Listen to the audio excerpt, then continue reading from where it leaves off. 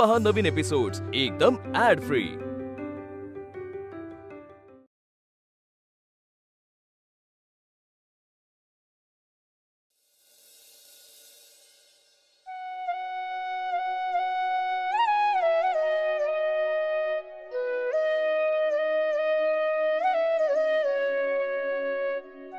ताई,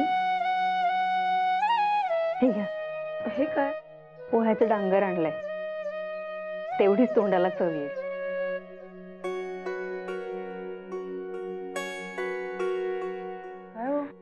दुसरं काही खावंसं वाटतंय का?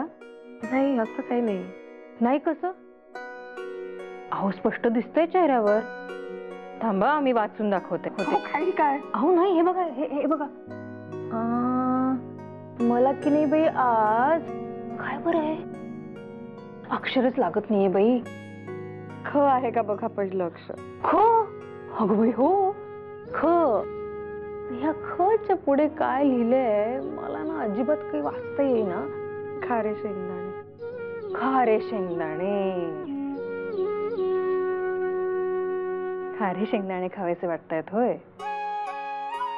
अहो काय सांगू, सकाळपासून नुसत्या विचाराने सुद्धा कासावीस व्हायला झालंय. तो खाऱ्या शेंगदाण्यांचा असा खरपूस भाजलेला वास,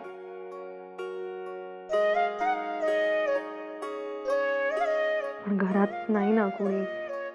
मी की थांबा, आलेच. अहो वहिनी थांबा. हो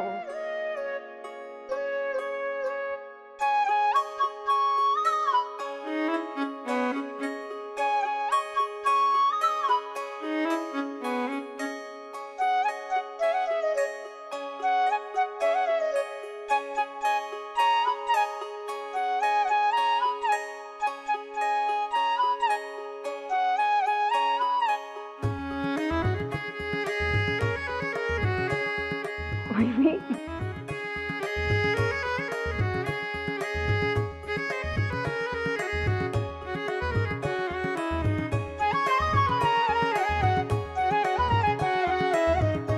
वहिनी वाचन आता बाकी खरोखरच सुधारलं. हा, खूपच छान वाचता यायला लागलंय आता.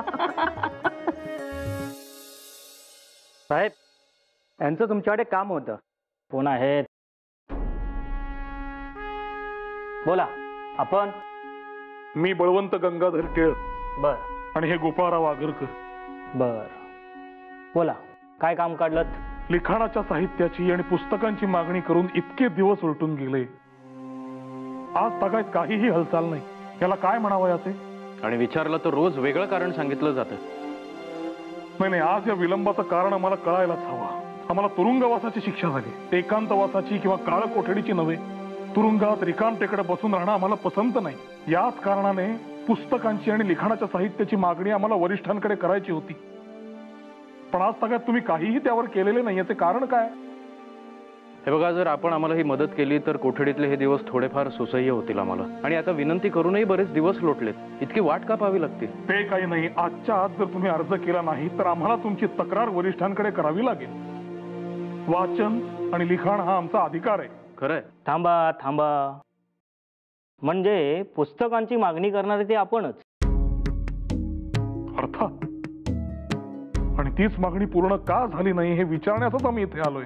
मी तुमची मागणी ऐकली, पण मला वाटलं ही थट्टाच आहे. थट्टा? अशी थट्टा कोण का करेल?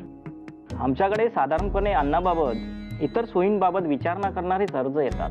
हा असा पुस्तकांची मागणी करणारा अर्ज पहिल्यांदाच आला, त्यामुळे मीच त्याच्याकडे दुर्लक्ष केलं. तुरुंगात कोणी वाचन करेल आणि लिखाण करेल हे पहिल्यांदाच घडतंय, म्हणून मी आजवर लक्ष दिलं नव्हतं. पण आता तुम्ही काळजी करू नका, मी आता याबाबत लगेचच कारवाई करतो. लगेच म्हणजे कधी? हे काय, आत्ताच अर्ज लिहायला घेतो.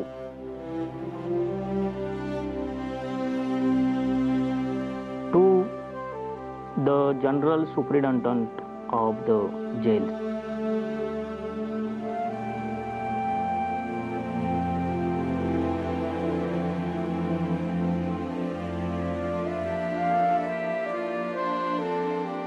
झालं.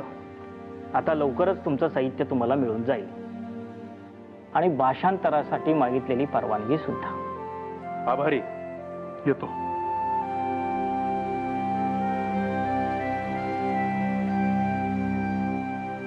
बळवंत टिळकांचं घर हेच का?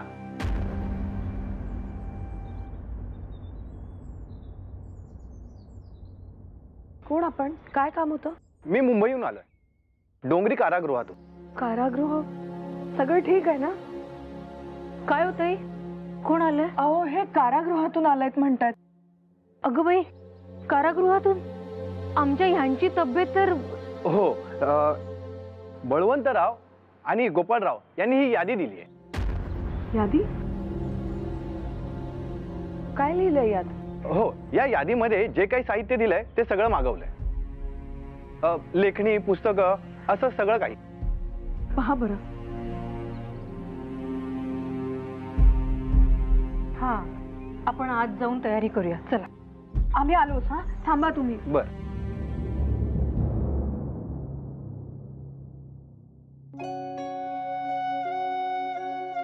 हा,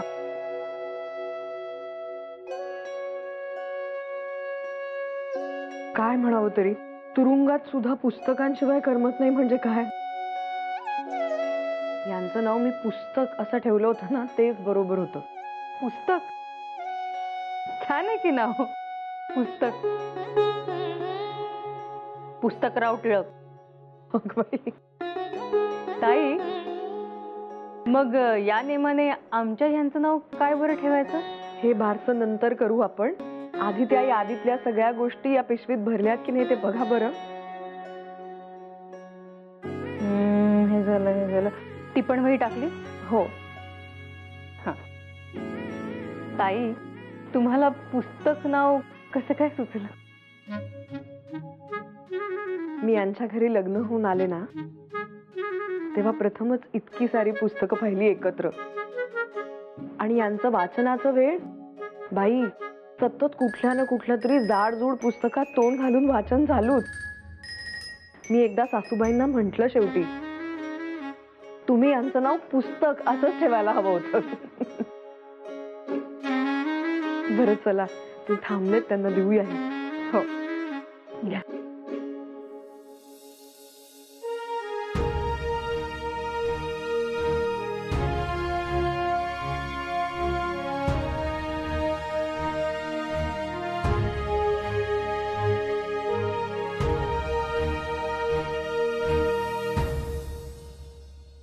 छे छे छे छे, हा असला रिकामपणा म्हणजे शिक्षा आहे बरं.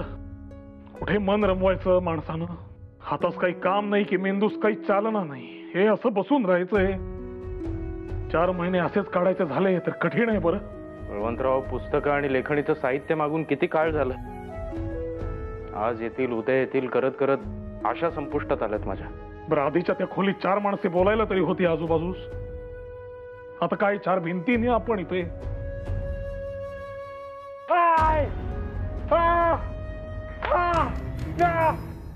हे कोण ओरडतंय?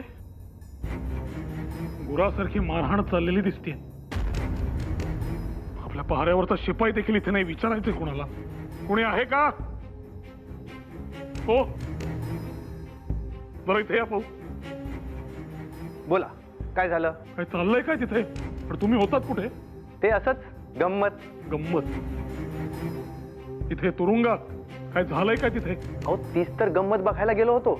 एकाने फळांची चोरी केली, त्याला निस्ता तुडवलं असं जेलर साहेबांनी काय सांगू तुम्हाला. आणि ते पाहायला तुम्ही गेला होता तिथला पारा सोडून? हो. आम्ही पळून गेलो असतो म्हणजे? नाही, तुम्ही पळून जाणाऱ्यातले नाही. कशावरून? तुम्ही पुस्तकं मागवली आहेत ना, आलेत. त्याचीच मोजदाद सकाळी कचेरीत चालू होती. साहेब आले.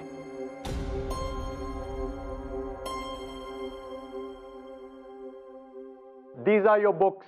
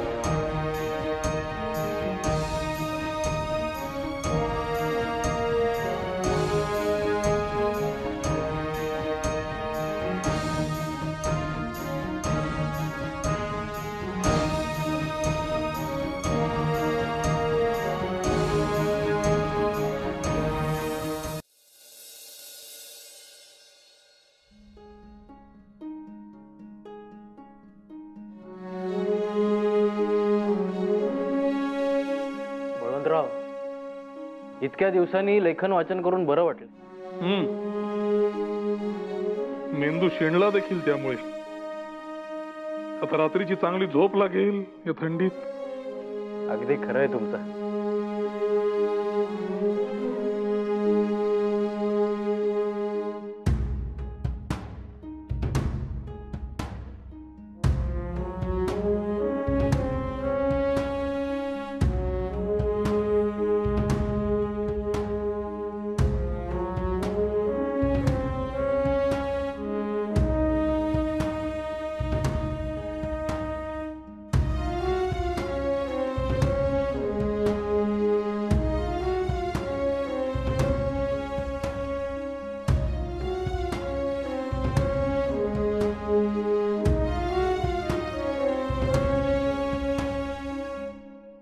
बळवंतराव, हॅमलेटचे मराठी भाषांतर देखील झाले. विकार विलसित. अरे वा, तुमची फार मदत झाली.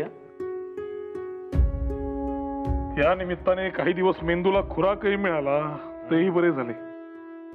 बुद्धिजीवी माणसाच्या मेंदूला खुराक हवा. शरीराला भले नाही मिळालं तरी चालेल. आता हा मला टोमणा होता की काय? बळवंतराव, विकार विलसित तर पूर्ण झाले, पण मला असं वाटतं लिखाणाची सुरू झालेली ही गाडी थांबू नये. नवीन काहीतरी लिहायला हवं आपण. आणि या गोष्टीवर विचार करताना मगाशी एक कल्पना सुचली मला. अनायसे आपण डोंगरीमध्ये आहोतच, तर तुरुंगातील गोष्टींवर, घडामोडींवर एखादे पुस्तक छापले तर. उत्तम कल्पना आहे. डोंगरीतील आमचे दिवस असे नाव द्या. कसं वाटतंय? तुम्ही विचार करा काय काय लिहिता येईल. डोंगरीतील आमचे दिवस. रामजोशी, आपटे काय म्हणतोय पुणे? बाकी तुमचे चेहरेच सांगतायत सगळं काही क्षेमकुशल आहे. अहो, नुसतं क्षेमकुशल? पोटातला आनंद लपवू म्हणता लपणार नाही एवढी आनंदाची बातमी आहे. गोपाळराव, बळवंतराव, 8 सप्टेंबरला आपल्या शाळेला, न्यू इंग्लिश स्कूलला भारतीय शैक्षणिक आयोगाचे अध्यक्ष डॉक्टर हंटर यांनी भेट दिली. काय सांगताय काय? हो हो, आणि नुसतीच भेट दिली असं नव्हे बळवंतराव, तर उत्साही साहसी तरुणांनी स्वावलंबन आणि स्वायत्ततेचं उद्दिष्ट आणि त्यासाठी घेतलेले कष्ट हे संपूर्ण भारतात शोधूनही सापडणार नाहीत अशा शब्दात आपल्या शाळेचा गौरव केलेला आहे. अतिशय उत्तम, अतिशय उत्तम. अहो, या हंटर आयोगाची स्थापनाच मुळात भारतीय शिक्षण व्यवस्थेतील सरकारची भूमिका, खासगी शिक्षण उपक्रमांमधला सरकारचा सहभाग आणि भारतीय शिक्षण व्यवस्थेतील मिशनऱ्यांच्या प्रयत्नांचं स्थान या सगळ्याचा अभ्यास करण्यासाठी झाली होती. वा वा वा. आगरकर, आपण घेतलेल्या कष्टांचं खरोखर चीज झालं. रामजोशी, आम्ही इथे असताना तुम्ही ज्या पद्धतीने, ज्या तडफेने शाळेचं कार्य पुढे नेताय, फार कौतुकास्पद आहे. बरं बळवंतराव, यात विशेष कौतुक मात्र आपट्यांचे व्हायला हवे. आयोगासमोर इतक्या मुद्देसूद शब्दात त्यांनी साक्ष दिलेली आहे की काय विचारता. आणि आपल्या साक्षीत त्यांनी एक अत्यंत महत्वाचा मुद्दा आयोगासमोर ठेवला. काय म्हणे? आम्हाला ऐकवा. अहो, आपलीच नेहमी चर्चा होत असते त्याप्रमाणे मी त्यांना खासगी कला महाविद्यालयाची निकड पटवून सांगितली आणि कमिशनला ती पटली सुद्धा. त्यांनी ती विचारात सुद्धा घेतली. अहो, आणि आपल्या शाळेसाठी आणखीन एक आनंदाची बातमी आहे. म्हणजे कमिशनने आपल्या शाळेचे, सगळ्या संस्थापकांच्या धडपडीचे कौतुक तर केलेच, आणि शिवाय मुंबई प्रांताचे गव्हर्नर जेम्स फर्ग्युसन यांनी या प्रस्तावाला अनुमोदन देऊन बक्षिसाच्या रकमेसाठी 1250 रुपयांची मदतही केली. आज म्हणजे अगदी चढत्या क्रमानं आनंदाच्या बातम्या आहेत. आणि इतकेच नव्हे, तर इतरही जी काही मदत लागेल ती करण्याचं आश्वासनही त्यांनी दिलेलं आहे. हा खटला, ही एकूणच परिस्थिती या सगळ्यामुळे मळब दाटल्यासारखं झालं होतं. पण या आनंदाच्या बातमीने आता पुढचा 1.5 महिना बघता बघता सरेल. कधी एकदा हा 1.5 महिना सरून शाळेमध्ये पाऊल ठेवतोय असं झालंय. आम्हीही अत्यंत आतुरतेने वाट पाहतो. येणारा काळ आपल्या सर्वांसाठीच खूप महत्वाचा असेल यात शंका नाही. गोपाळराव, चिंतेचं सावट पांघरलेली ही काळ रात्र संपून सोनेरी पहाट उगवू लागल्याचीच हे चिन्ह समजावे.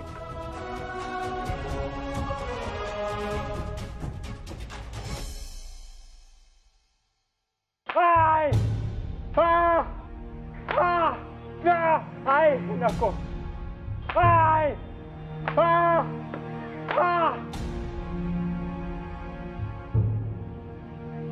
कुणाचा हा आवाज?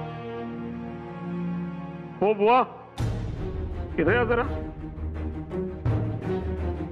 त्या कोठडीत आमच्या आवाजामुळे इतरांची झोप मोडत होती, मग आता आमची होत नाही झोप मोड? कसले आवाज आहे ते? काय चाललंय? आणि मुळात एवढी मारहाण करणंच चुकीचं आहे. नेमकं चाललंय तरी काय?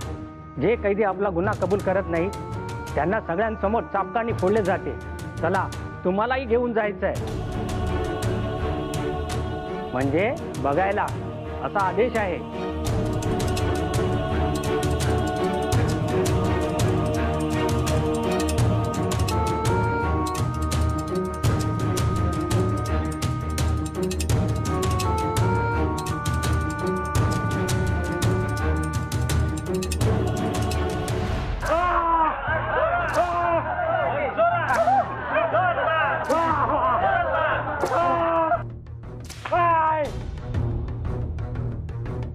हे बघा, ही अशी असते शिक्षा आणि आम्ही सारे असे मजा घेतो.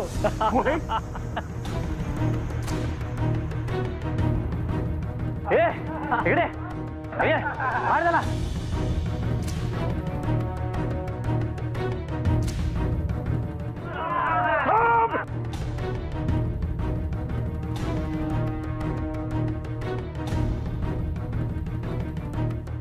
याची चूक काय, गुन्हा काय, याला काय शिक्षा व्हायला हवी याची मला कल्पना नाही. पण कुठलीही शिक्षा देत असताना आत्मसन्मान टिकवून ठेवणं महत्वाचं आहे.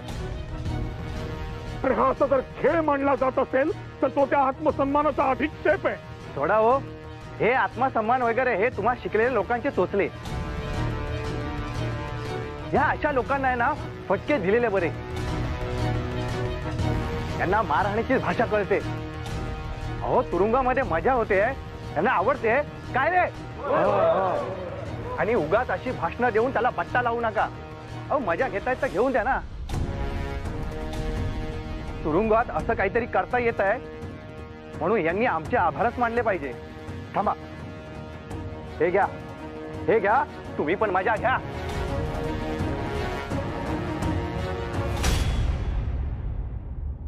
मजा लुटायची? मजा लुटायची का? मग असं करा, उद्यापासून कपडे काढून इथल्या गटारीत लोळा. काय ते मनोरंजनच हवं असेल तर कुस्ती खेळा ना इथे येऊन. मी खेळतो. आव्हान आहे माझं सर्वांना. इथे रिंगणात या आणि कुस्ती खेळा माझ्याशी. आहे तयारी?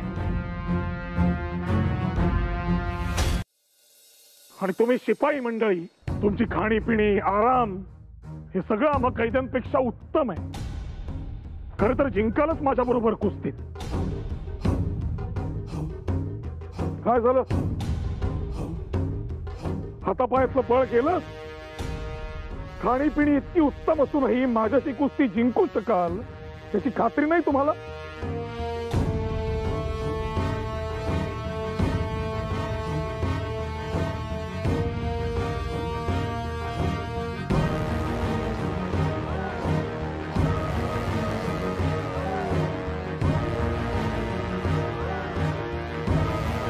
हा खेळ जर आत्ताच्या आत्ता थांबवला नाही तर मी इथे आमरण उपोषणात बसेन. सांगून ठेवतोय. आपल्यातलाच एक कैदी आहे हा. त्याचा छळ तुम्ही इथे आनंदाने पाहताय हे केवळ क्रौर्य आहे. माणूस म्हणून अधपतन आहे हे. धिक्कार आहे तुमचा.